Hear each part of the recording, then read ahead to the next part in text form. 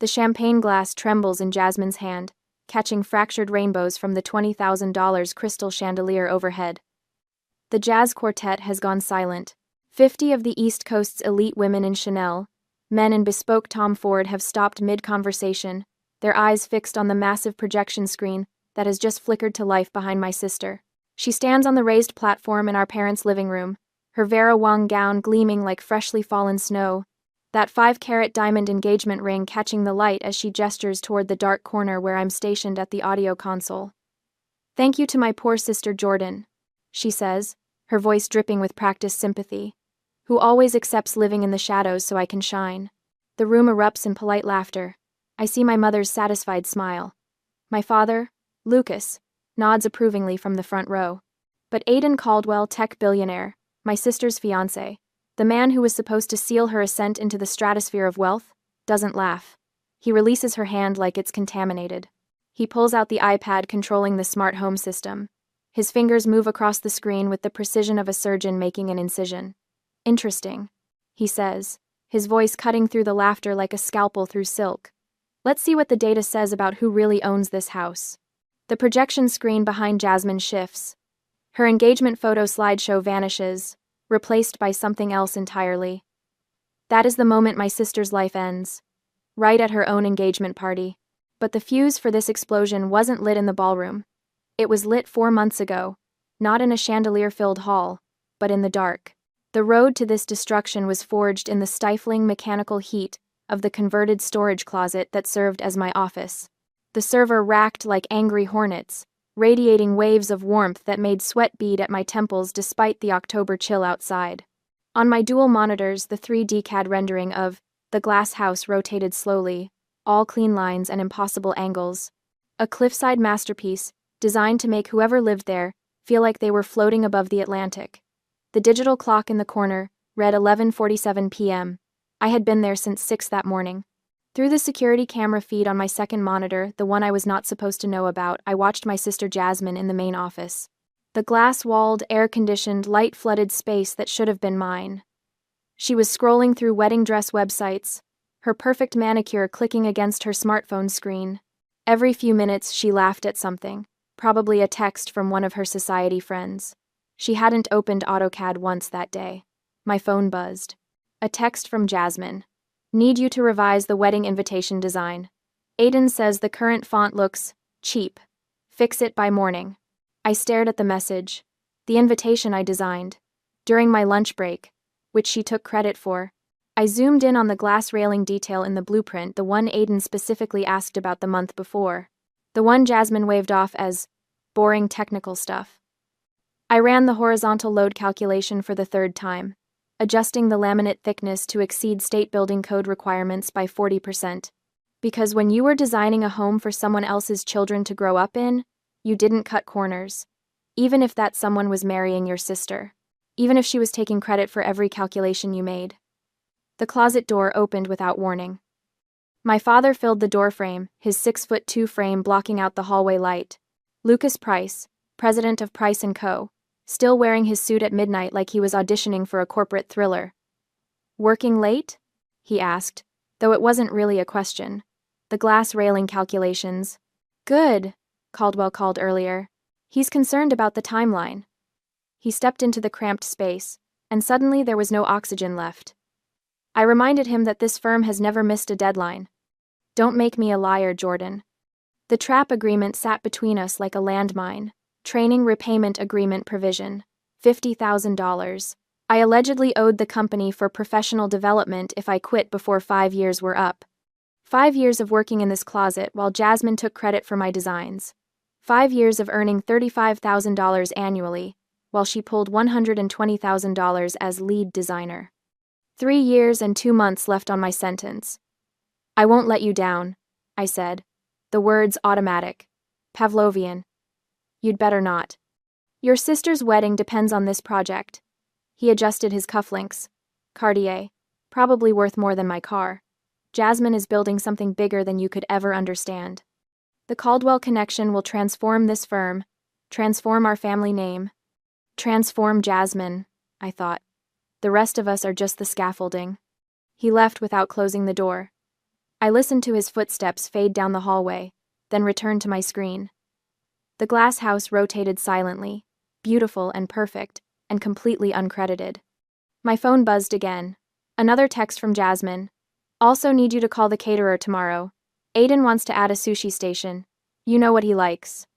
I did know what he liked, because I was the one who sat through the 3-hour consultation meeting where he explained his vision for the house, where he talked about wanting floor-to-ceiling windows so his future children could watch the sunrise over the ocean, where Jasmine scrolled through Instagram and said, "Yes, honey," at appropriate intervals.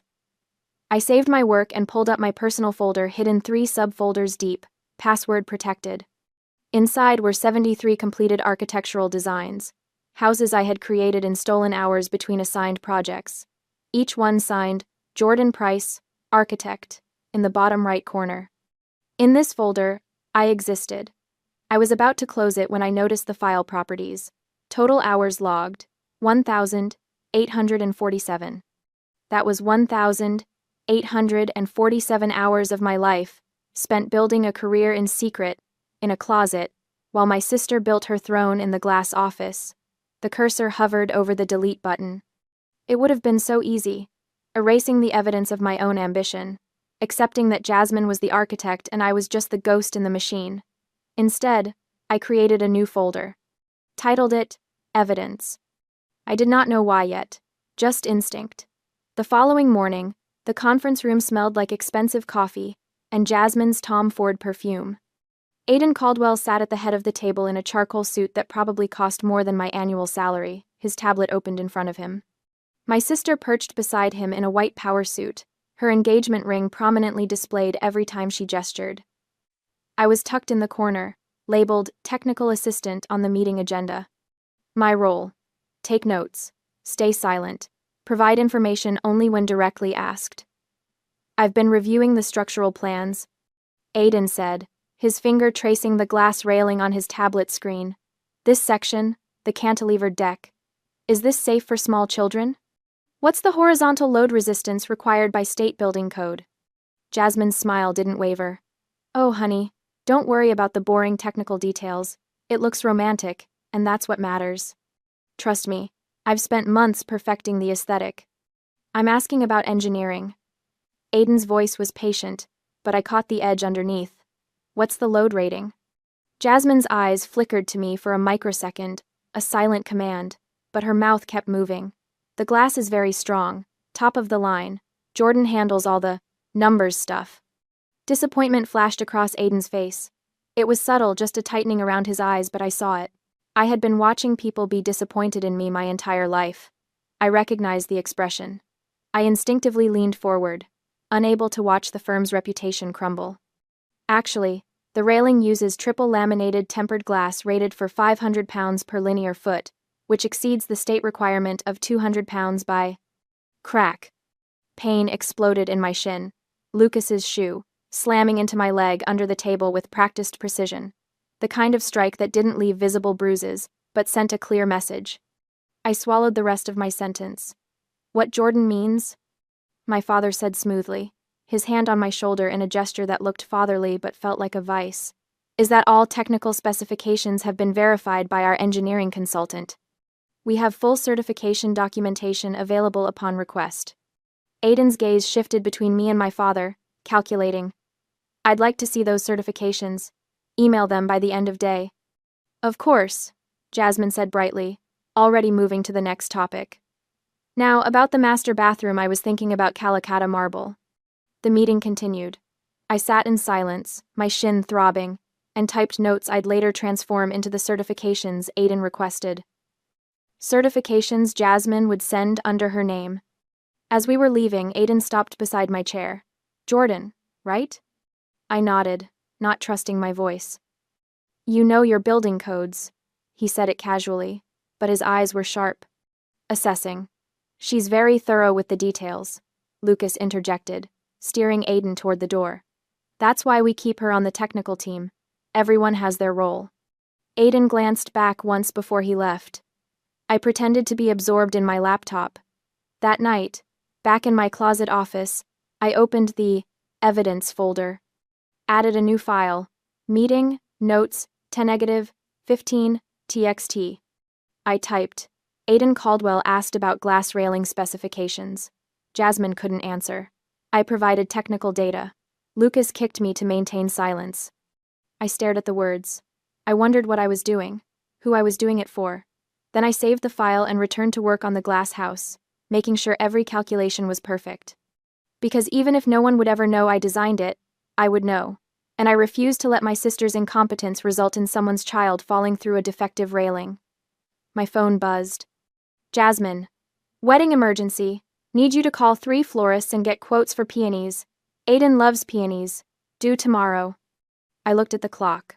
1:23 a.m. I picked up my phone and started making a list of florists to call in the morning.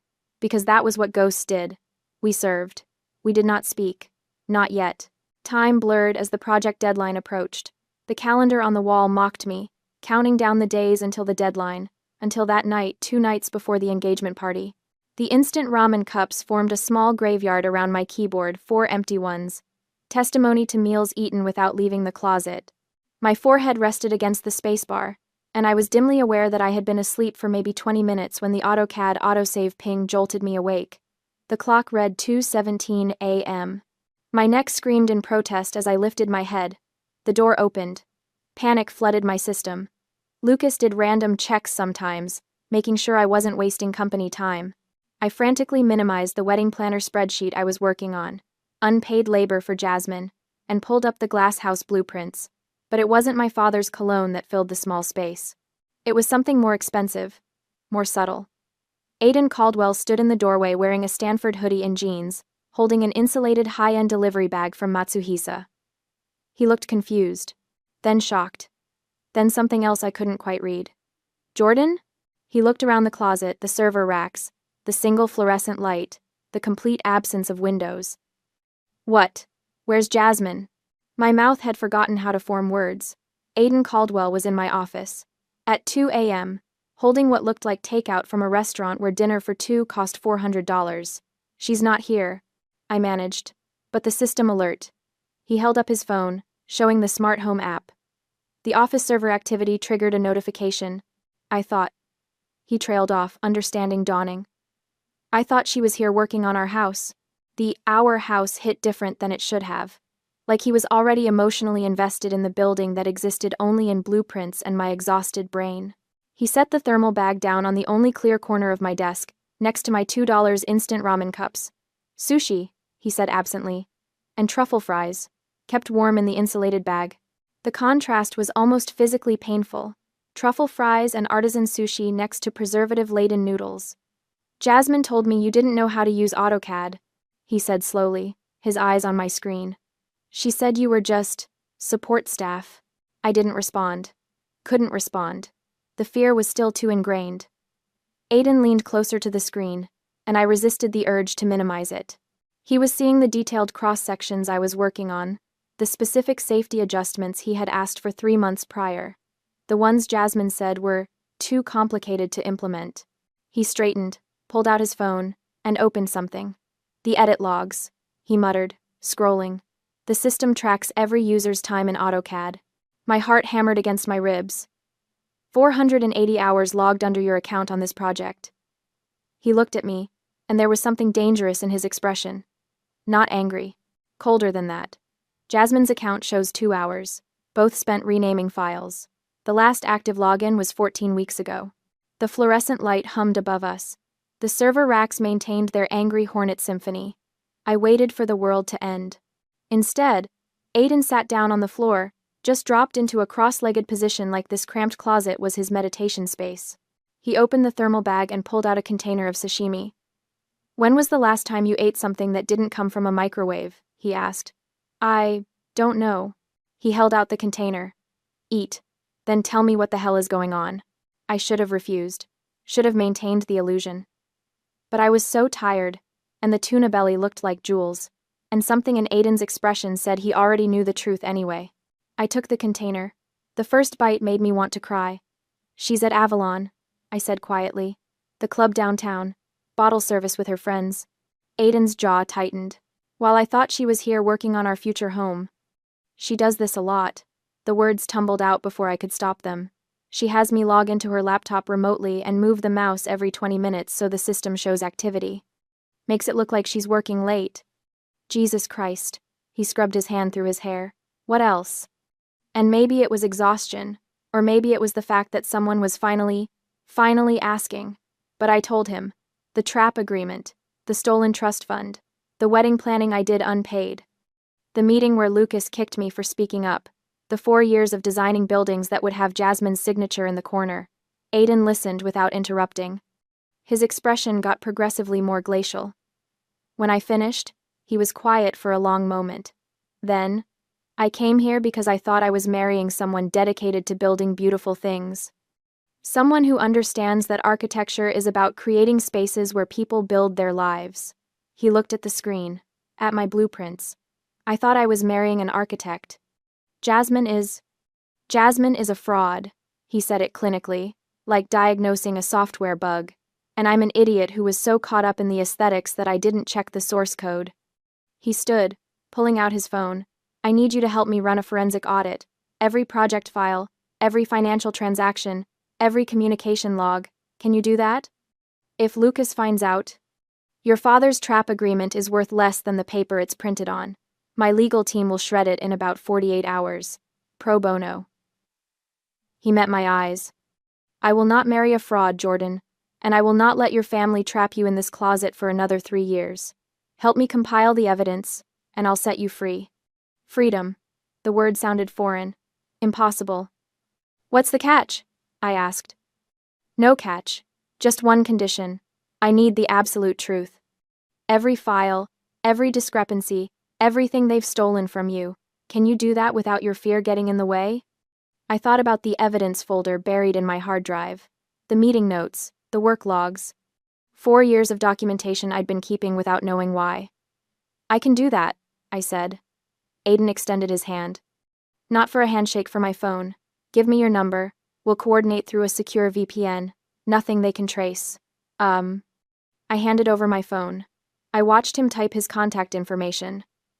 When he handed it back, his name was listed as technical consultant in my contacts.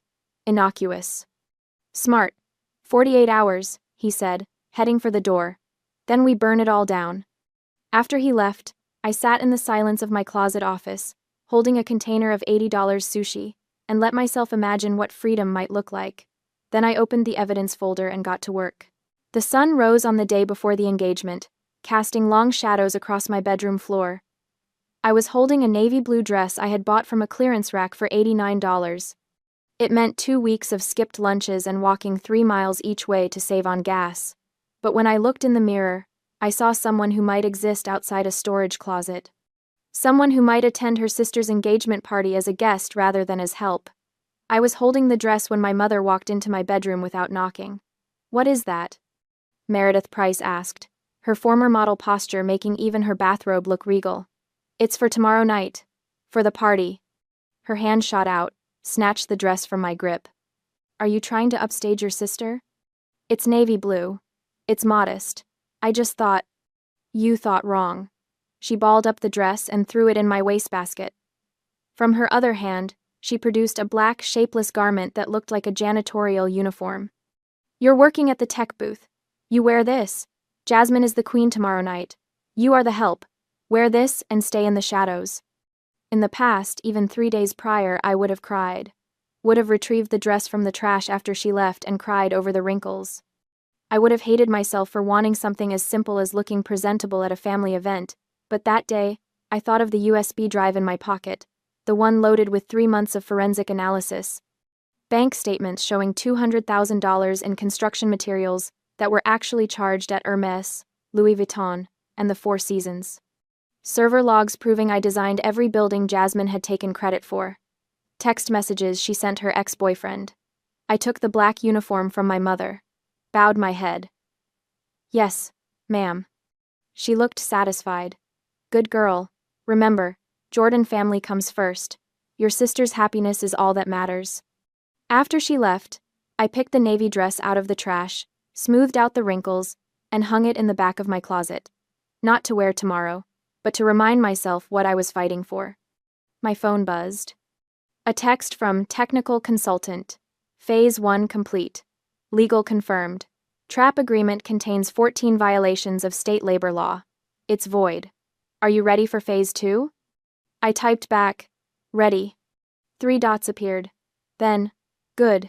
Because tomorrow night, we're going to redefine what family comes first actually means.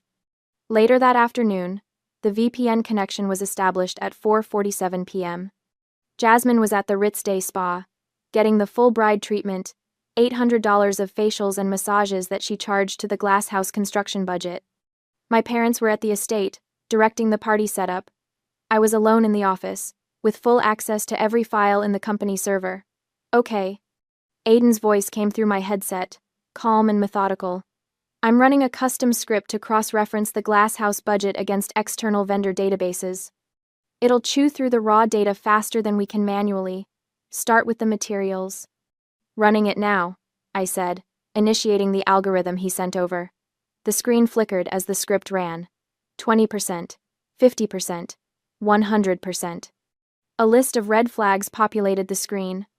It was a bloodbath. Jesus, Aiden breathed. She billed $15,000 for imported Italian tile on the same day she posted Instagram photos at Hermes buying bags. There's more. I highlighted the next cluster. The custom lighting fixtures line item? That's actually her bachelorette weekend in Monaco. How much? $35,000. Christ. He was quiet for a moment. She's not just lazy, Jordan, this is embezzlement. This is fraud. I pulled up the next file. And the next. Each one more damning than the last. Construction budgets pillaged for personal luxury. Client deposits diverted to private accounts. Materials quotes inflated by 300% with the difference pocketed. Why did you stay? Aiden asked suddenly. Why did you endure this? I looked at the blueprints on my second monitor. The glass house, rotating slowly. Because I love these buildings. And because I thought if I just worked hard enough, eventually they'd see me. Eventually, I'd earn their respect. That's not how it works with people like them. His voice was gentle but firm. They don't respect hard work. They exploit it. I know that now. Do you? Because tomorrow night, when this all comes out, they're going to say terrible things. They're going to call you ungrateful, disloyal, a traitor to the family. Are you prepared for that? I thought about my mother throwing my dress in the trash, my father's shoe connecting with my shin, Jasmine's text about making me work like a dog. Yes, I said. I'm prepared. Cree, I'm prepared. Good. Because we're not just exposing Jasmine tomorrow, we're going after all of them. Lucas signed off on those fraudulent invoices. Your mother witnessed the trap agreement. They're all complicit. I know? And you're okay with that? I closed my eyes. I saw myself at 22, freshly graduated, signing the trap agreement while my father smiled and called it, protecting the family business. Saw my grandmother's trust fund, $50,000 meant for my future transferred to buy company shares in Jasmine's name. I saw 4 years of my life spent invisible in a closet, while they built an empire on my uncredited work. Family doesn't trap you in debt. I said. Family doesn't steal your future. Whatever I had with them, it wasn't family. No, Aiden agreed. It wasn't. We worked through the evening, compiling the final presentation. Every slide was a kill shot. Every piece of evidence was irrefutable.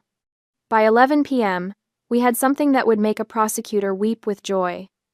Tomorrow night, Aiden said, I need you to do exactly 3 things.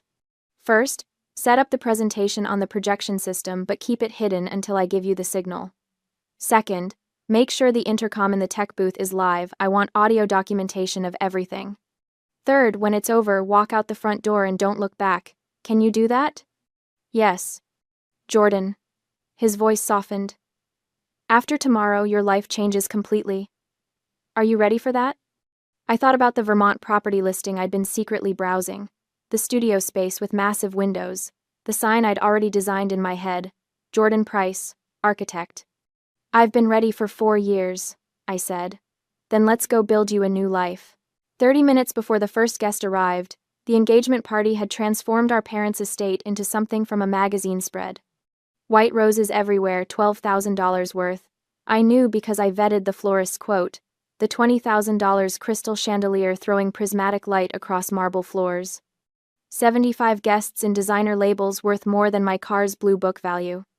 And me, in the black uniform, tucked in the dark tech booth in the corner, wearing headphones, surrounded by audio equipment and the laptop controlling the presentation system, invisible, as always. Through the booth's window, I watched Jasmine float through the crowd in her custom Vera Wang engagement dress. White silk, off-shoulder, the kind of dress that cost more than I earned in 6 months. The 5-carat diamond on her finger caught the light with every gesture. She was radiant, perfect, the picture of success. No one knew she was wearing a costume overwrought. I ran a final systems check. Microphones, live. Projection screen, ready. Presentation file, loaded and waiting. My hands were steady. I expected them to shake, but they didn't. 4 years of suppressed rage had a way of crystallizing into cold precision. The party was in full swing when the door to the tech booth flew open. Jasmine stormed in. Her face was twisted with irritation, a glimpse of the ugliness she usually hid so well. "There's feedback on the main microphone," she hissed. "Fix it." "I'm working on it." "Work faster. God, you're useless." She leaned against the doorframe, pulling out her phone. Then she seemed to remember something. Smiled. It wasn't a nice smile. "You know what's funny, Jordan? After tomorrow, after I'm Mrs. Caldwell, I'm going to fire you. Kick you out on the street with nothing." She examined her manicure. Casual cruelty made elegant. "But I'm keeping your trap contract. Daddy's transferring it to me as a wedding gift.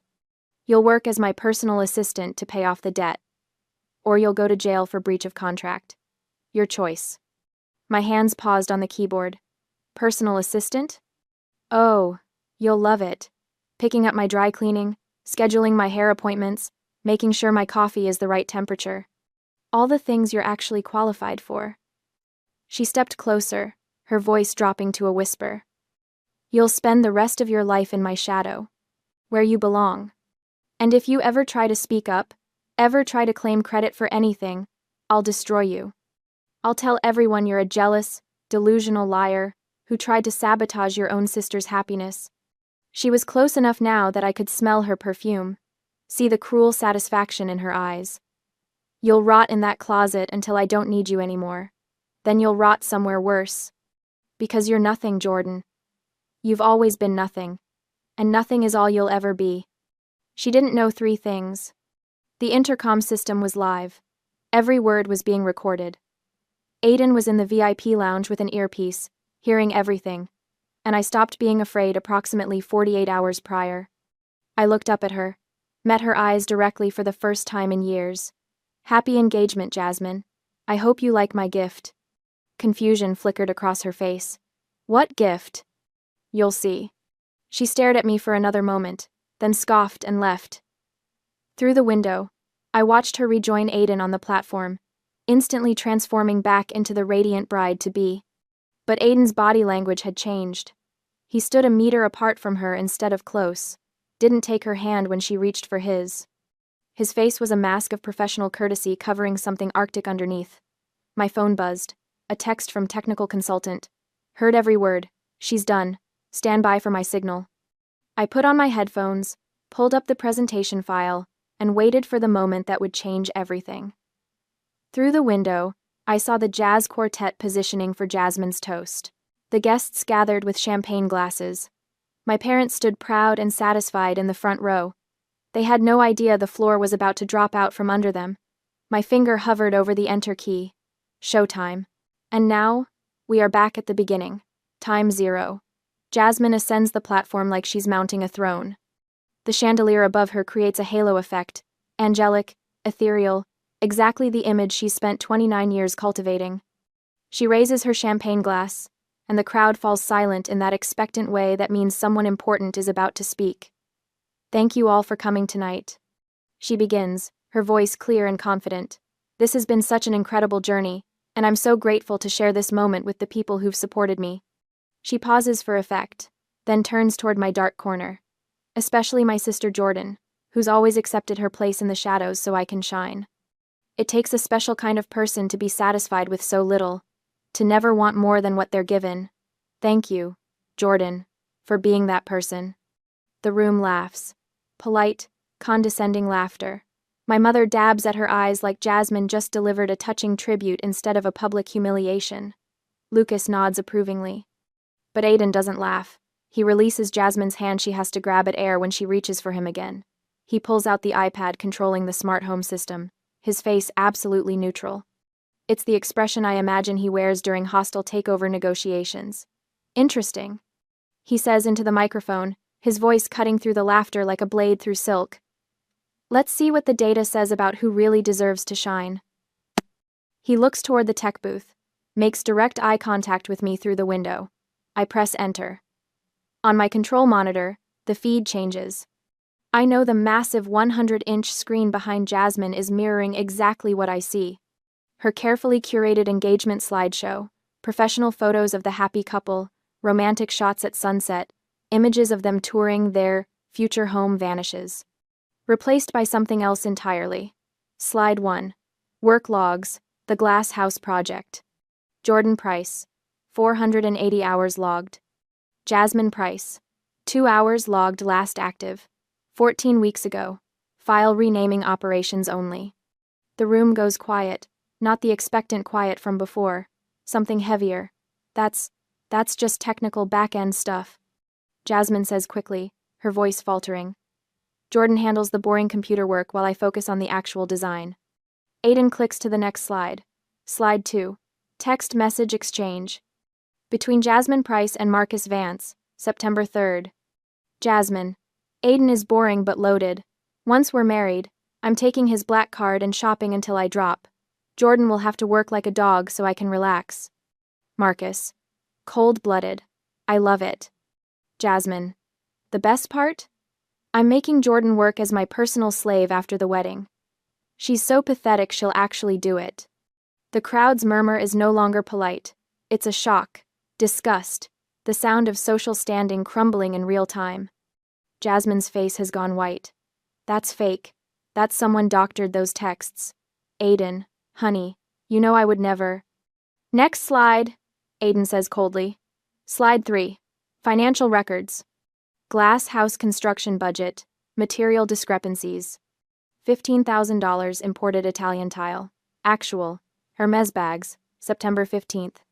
$35,000 custom lighting fixtures. Actual. Monaco bachelorette trip. October 2nd. $28,000 architectural consultation fees. Actual. 4 seasons. Spa packages. Multiple dates. $47,000 premium hardwood flooring. Actual. Cartier jewelry. August 30th. Total misappropriated funds. $200,000. The champagne glass slips from Jasmine's hand. It hits the marble floor and explodes into glittering shards. Do you like your gift, Jasmine? I think, watching the color drain from her face. It's custom made, just for you. Those were legitimate business expenses, my father says, stepping forward. Lucas Price, president of Price & Co. Those charges were approved. By you. Aiden clicks again, which makes this conspiracy to commit fraud. Slide 4. Authorization signatures. Every falsified invoice, every fraudulent charge, bearing my father's signature. Every inflated quote and diverted deposit approved by Lucas Price himself. This is a misunderstanding, my father blusters, but his face has gone gray. We can explain the accounting. To the IRS? Aiden gestures to his phone. Because I've already forwarded these documents to federal investigators. They're very interested in your creative bookkeeping. My mother grabs my father's arm. Jasmine is frozen on the platform, her perfect facade cracking like porcelain under pressure. Aiden reaches up and rips the white rose boutonniere from his lapel. He throws it on the floor, into the empty space separating him from Jasmine, a jagged line drawn in crushed petals. Jasmine, I will not marry a fraud. His voice is clinical now, the warmth completely gone. Under state law, this ring is a conditional gift. Since the marriage will not occur due to your fault, you're required to return it, immediately. Aiden, please. Jasmine's voice breaks, actual tears now, smearing her professional makeup. I can explain. You can explain to your lawyer. He turns to my father. Lucas, I'm formally suing Price & Co. for contract fraud, misrepresentation, and embezzlement. I'm seeking $1.5 million in damages. Good luck explaining that missing $200,000 to the IRS. The file was automatically forwarded when I activated this presentation. My father's face transforms from gray to crimson. You arrogant. You can't just. We have contracts. Legal protections. Your contracts are built on fraud. They're worthless. Aiden's voice could freeze nitrogen. And speaking of worthless contracts, he turns toward the tech booth. Toward me. Jordan Price. I've purchased your trap agreement debt from your father for $1. As of 6 p.m. today, that contract is void. I've also transferred $240,000 to your personal account back payment for 480 hours of architectural work at the industry standard rate of $500 per hour. You are free. The room spins. $240,000. Free. Additionally, Aiden continues, I'm offering you a position as lead architect on the Glass House project. Your project. Your design. Your name on the blueprints. 50% salary increase from what this firm was paying you, plus full benefits and creative control. I stand up in the tech booth. Remove my headphones with hands that have started shaking now, not from fear, but from something that feels like waking up after being in a coma for 4 years. Jordan, don't you dare. My mother hisses from across the room. Family comes first. You owe us. I owe you nothing. My voice sounds strange to my own ears. Stronger than I remember it. You stole my trust fund. You trapped me in debt. You erased my existence while profiting from my work. That's not family. That's exploitation. I walk out of the tech booth, not to the platform. To the front door. If you walk out that door, you're dead to us, Lucas snarls. You'll have nothing. No one. You're throwing away your family for my life, I say, which is more than you ever gave me. Jasmine makes one last desperate play. She drops to her knees, hands clasped, the 5-carat ring glittering. Jordan, please. We're sisters. I'm sorry, okay? I'm sorry. Don't do this. Don't destroy everything we've built. Everything I built, I correct quietly, which you stole. Goodbye, Jasmine. I open the front door. The October air hits my face cold and clean and free. Behind me, I hear my mother sobbing, my father shouting threats about lawsuits and consequences. Jasmine screams that I'm a traitor, that I'm nothing without them, but their voices get quieter with every step I take down the driveway. By the time I reach my car, I can barely hear them at all. 18 months later, the sunlight floods through floor-to-ceiling windows, turning my studio into something that feels more like a dream than a workspace. The view from my Vermont property stretches across snow-covered hills, no glass walls boxing me in, no server racks humming their angry song, just space, light, air. The sign outside reads in clean modern letters, Jordan Price Architects, my name, my firm, my designs. I'm reviewing blueprints for a sustainable housing project, 3 families who saved for years to afford custom homes. Nothing like the Glass House's luxury budget, but the work means something. These clients cry when I show them the renderings. They're building futures, not status symbols. My assistant, Claire, a recent architecture grad who reminds me of my younger self, pokes her head through the office door. Boss, Caldwell Group is online too. They want to discuss a new project. I smile, picking up the phone. Aiden, what impossible building do you want me to create this time? Something challenging. His voice is warm. We've maintained a professional friendship. He's referred 6 major clients to my firm. A children's hospital. Needs to feel hopeful, not clinical. Thought of you immediately. Send me the brief. I'll have concepts by next week. After we hang up, I walk to the window with my coffee. Actual good coffee, not instant, and look out at the landscape. My phone buzzes with a news alert. Price & Co. declares bankruptcy following federal investigation. I don't click the article. I already know the story. The IRS audit uncovered years of fraud beyond just my family's schemes. Clients sued. The firm collapsed. My parents lost the estate to foreclosure last I heard. They're in a small apartment in a suburb they used to mock. Jasmine's story made the society pages for a while. The ring returned. The engagement was destroyed. Her name became synonymous with fraud in architecture circles. She's working retail now, according to a mutual acquaintance. A mall in New Jersey. living in the kind of cramped apartment she used to laugh at me for deserving. I don't feel triumphant about their downfall. I don't feel vindictive. I just feel free. The glass house was eventually completed with my name, in the corner of every blueprint, my signature on every structural document. It won 3 design awards. Started my career in a way the closet never could. But the building I'm proudest of isn't the glass house. It's the studio I'm standing in. The one I designed for myself. Where every window placement, every angle of light, every inch of space represents a choice I made. Where I'm not hiding in shadows or stealing hours to exist. Where I'm finally, completely visible. Claire appears again, this time holding a portfolio. The Hartford couple is here for their final walkthrough meeting. Ready? Claire appears again. I gather my materials, sketches, renderings, material samples. All original work. All credited properly. All mine. Ready, I say. As I walk into the conference room, in my building, in my life, I catch my reflection in the glass. I'm wearing a navy blue dress, the one I pulled from the trash 18 months ago. The one I saved as a reminder. I don't need reminders anymore, but I wear it anyway, because the woman in this dress isn't the ghost in the closet. She's the architect who built herself a new life, from the ashes of the old one, and she's just getting started.